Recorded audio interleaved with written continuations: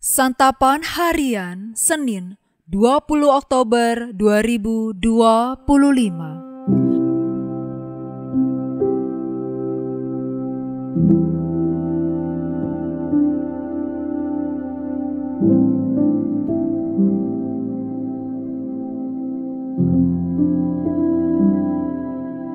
Inilah program Santapan Harian, sebuah program yang mengajak Anda menelusuri isi Alkitab, agar Anda menemukan makna firman Tuhan sesuai dengan konteksnya.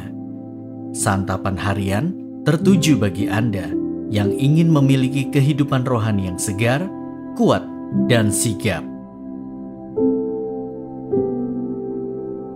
Hari ini kita akan membaca Lukas pasal yang ke-23 ayat 13 hingga ayatnya yang ke-25. Namun sebelumnya, mari kita berdoa. Engkau merengkuh kami dengan kebenaran sabdamu. Kini kami berteduh di dalam firman-Mu ya Kristus Yesus. Kami siap melakukan kehendak-Mu. Di dalam nama-Mu, Kristus Yesus, kami berdoa. Amin. Lukas 23, 13-25. Lalu Pilatus mengumpulkan imam-imam kepala dan pemimpin-pemimpin serta rakyat dan berkata kepada mereka, "Kamu telah membawa orang ini kepadaku sebagai seorang yang menyesatkan rakyat. Lihat, aku telah memeriksanya di hadapan kamu dan dari kesalahan-kesalahan yang kamu tuduhkan kepadanya, tidak ada yang kudapati padanya. Herodes juga tidak menemukan kesalahan apapun, sebab ia mengirimkan dia kembali kepada kami. Sesungguhnya tidak ada apapun yang dilakukannya yang setimpal dengan hukuman mati. Jadi aku akan mencambuk dia lalu melepaskannya.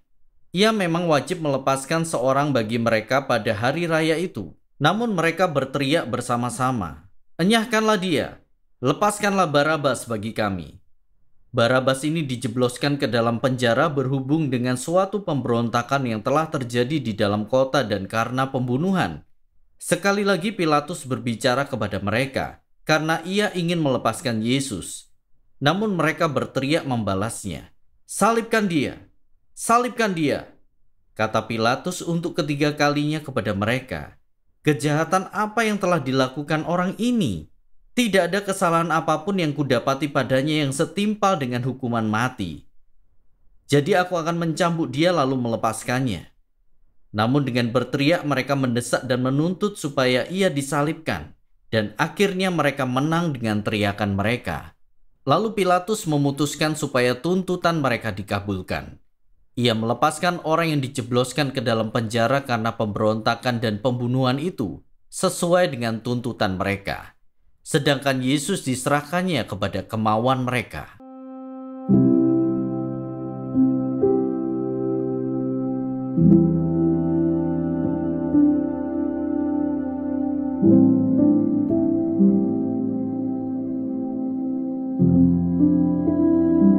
Sahabat Santapan Harian, kalimat berikut ini diulang-ulang Pilatus sampai 3 kali. Kejahatan apa yang telah dilakukan orang ini? Tidak ada kesalahan apapun yang kudapati padanya. Hal itu pertanda Yesus tidak memiliki kesalahan apapun. Raja Herodes juga tidak mendapati kesalahan apapun. Sebenarnya Yesus tidak layak untuk dihukum mati. Namun, ada desakan oleh imam-imam kepala dan ahli-ahli Taurat untuk menjatuhkan hukuman mati kepada Yesus. Pilatus mengabulkan permintaan mereka. Ia melepaskan Barabas, pemberontak dan pembunuh, tetapi menyerahkan Yesus kepada kemauan mereka. Disinilah letak kelemahan Pilatus sebagai pemimpin yang membuka peluang untuk berkompromi. Oleh karena itu, rakyat dan para pemuka agama mengambil kesempatan. Mereka mendesak Pilatus agar segera menjatuhkan hukuman karena sangat ingin menyingkirkan Yesus. Demi kedudukannya sebagai gubernur, Pilatus juga mengesampingkan keadilan dan memilih menuruti suara pemuka-pemuka agama dan rakyat. Pilatus memiliki wewenang menegakkan hukum secara adil. Namun, Adanya desakan dari orang banyak membuat ia menyelewengkan jabatan, keadilan, dan hukum. Akibatnya, orang benar yaitu Yesus menjadi korban. Tidak ada kesalahan dalam dirinya, namun dia tetap dihukum. Bahkan dihukum mati atas permintaan orang banyak. Di balik semua itu, begitulah cara Yesus menyelamatkan kita. Dia adalah orang yang tidak bersalah, yang mampu menebus manusia dari dosa-dosanya.